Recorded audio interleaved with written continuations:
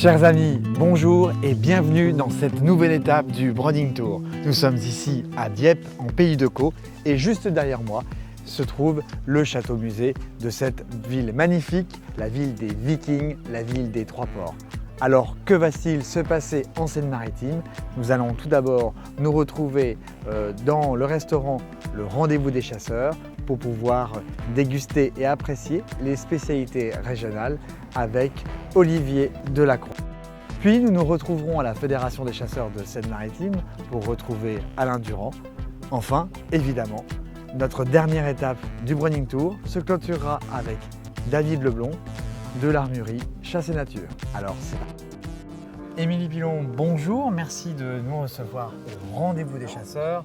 On ne pouvait que s'arrêter chez vous, vous êtes ici en Seine-Maritime. Nous sommes à Maudévrier-Sainte-Gertrude, précisément à Sainte-Gertrude, juste en face de l'église. Le client me dit, je suis venu il y a 50 ans, on mangeait pour les repas de famille, tout ça. Un chasseur habitait là, il y avait des repas de chasse. La petite salle qui nous sert de réserve aujourd'hui était un peu utilisée comme une salle des fêtes pour Sainte-Gertrude en soi. Il y avait des parties de dominos même. Alors on a beaucoup de chasseurs qui viennent de plus en plus et on y retrouve parce qu'on a remis le gibier au goût du jour l'hiver, en période de chasse, principalement du mijoté. Olivier Delacroix, Olivier, bonjour. Bonjour. Merci de recevoir dans votre cuisine au Rendez-vous des chasseurs. Alors vous n'êtes pas chasseur, en revanche, Non. vous êtes pêcheur, Oui. et surtout vous avez également exercé en Sologne, c'est ça? Tout à fait. Qu'est-ce que vous servez comme plat? Sanglier, cerf, surtout en mijoté. Sinon, en général, c'est du traditionnel, revisité, Vous changez tous les mois tous les mois. la carte.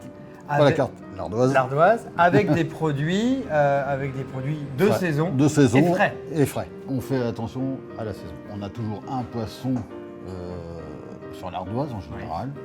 Et alors, les spécialités, nous on a mangé tout à l'heure des pommes dauphines qui étaient délicieuses. Je crois que j'ai rarement mangé des pommes dauphines aussi bonnes.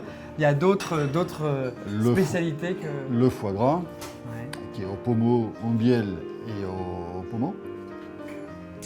Et on sait en général, vu que je suis saucier de métier, c'est les sauces. Les sauces, j'avoue, elle était très bonne. Voilà. Voilà. Donc pour tous ceux qui ont envie de se faire plaisir quand ils passent en Seine-Maritime, direction la cuisine d'Olivier pour déguster de très bons mets. Alain Durand, bonjour, merci Bonjour. de nous recevoir ici chez vous en Seine-Maritime à la Fédération des chasseurs. Alors la Seine-Maritime est bien sûr un pays de chasse, et combien est-ce qu'il y a d'adhérents dans votre fédération? Environ 13 000 chasseurs en Seine-Maritime. 13 000 chasseurs Oui. qui pratiquent plutôt quel mode de chasse? Ah ben on a la chance dans le département, c'est d'avoir des forêts, donc chasse du gros gibier, de la plaine et avec une fédération qui s'investit beaucoup sur le petit gibier, ce qui est rare aujourd'hui, Ouais. avec une politique faisan, une politique perdrix que nous payons très très cher, mais nous y tenons.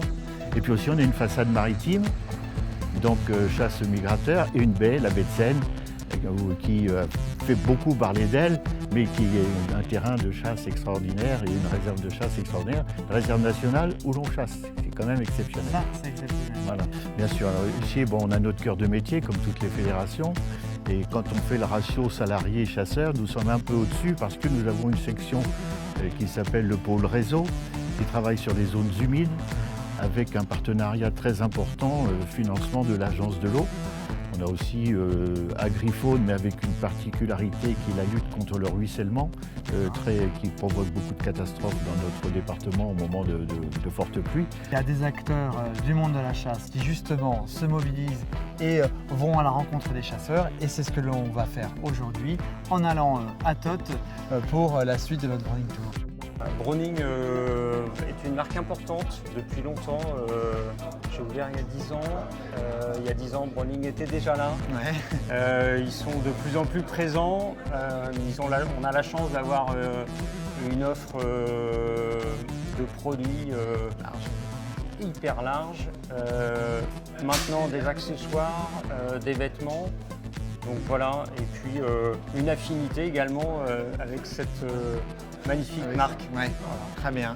En tout cas, ce qui est assez sympathique, c'est qu'on est ici depuis ce matin et on remarque qu'il y a pas mal de jeunes chasseurs, et ça c'est assez sympa. Et je pense notamment que l'aspect simulateur, l'aspect essai, test doit pas mal jouer, je pense. Oui, je pense que le simulateur permet aussi de mettre le pied à l'étrier. Certains jeunes qui vont passer leur permis, qui ne vont pas forcément avoir immédiatement la possibilité de rencontrer des animaux, de se faire une idée de la manière dont il faut appréhender le tir, enfin, le moment qui précède le tir en tous les cas. Donc le simulateur est là pour ça.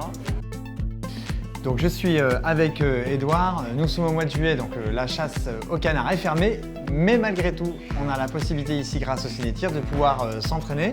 Edouard, vous allez tirer avec un B725 et on va voir justement ce que donnent vos coups de fusil. Alors on vous regarde. Est-ce qu'il y a un côté assez réel finalement C'est réel dans le sens où on peut permettre de contrôler sa gerbe et de contrôler l'avance, Ouais. donc de corriger son tir. Après, les deux seuls points négatifs, c'est le recul du fusil qu'on n'a pas, c'est assez perturbant, et la notion de distance. Donc vous connaissez évidemment Alexis Chasse HD qui tire quelques boîtes de munitions dans l'année et qui met sur le carreau un paquet de sangliers. Qu'est-ce que tu as pensé du simulateur ? Écoute, le gros avantage, c'est qu'en fait, on peut vraiment se rendre compte du mouvement du tir qu'on fait et pouvoir analyser ses erreurs, c'est pas mal, savoir si on est un petit peu trop devant, au-dessus, en dessous, et d'avoir tout l'historique du suivi du swing, c'est hyper intéressant. Toi, est-ce qu'il y a des choses que tu as découvert là justement en faisant ces simulations de tir ? Bah écoute, avec on va dire un calibre standard et une munition autour de 800 mètres secondes, on va dire de 0 à 40 mètres, au final il n'y a pas besoin de devancer tant que ça. Il suffit de rester à peu près sous l'œil du sanglier pour atteindre l'épaule et les zones vitales. Bon alors, est-ce qu'on te verra un jour avec une barre ou une marale en forêt ? Pourquoi pas, faut voir. Alors, je suis avec Margot et vous êtes nombreux à la suivre sur Facebook. Margot chasse déjà avec une marale, avec une optique évidemment en kite. Et là, cette fois-ci, Margot, tu vas tester cette nouvelle marale réflexe avec le point rouge. C'est ça, avec le point rouge. Donc là, je vais complètement changer mes habitudes. Je passe d'une lunette à un point rouge, donc on va voir ce que ça donne en réel. Très bien, et bien c'est parti.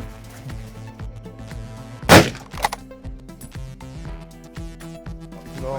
Margot, ça a été rapide. On sent que tu connais bien la carabine. Au niveau du rechargement, il n'y a pas de problème. Pas Je de pense problème, que... vraiment, ça, Euh, c'est inné, donc, Alors, qu'est-ce que tu trouves de vraiment changé ? S'il y a des choses qui sont changées pour toi, que ce soit surtout sur la prise de visée en fait. de viser, en fin de compte, au final, tout de suite, on vient chercher la crosse comme le fusil, donc c'est assez naturel, surtout pour ceux qui ont l'habitude un peu de tirer.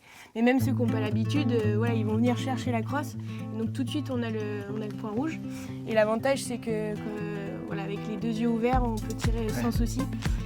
On a une vue d'ensemble sur notre environnement, donc niveau sécurité, c'est le top, parce qu'on peut prendre en compte si jamais il y a quelqu'un qui débarque au dernier moment, sans problème, quoi. Peut-être qu'on pourra te voir cette année avec une réflexe et puis Peut-être. avec un point rouge alors. Exactement. Je suis donc avec Olivier qui s'occupe ici sur le Browning Tour et notre dernière étape du sanglier courant.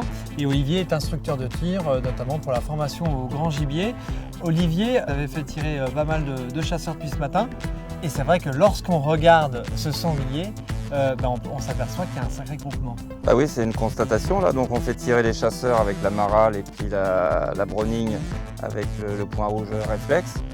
C'est vrai que c'est un point rouge que je ne connaissais pas avant, donc on l'a découvert à travers les tirs des participants, des gens qui sont un petit peu tout venants, des gens qui viennent ici juste pour essayer la carabine.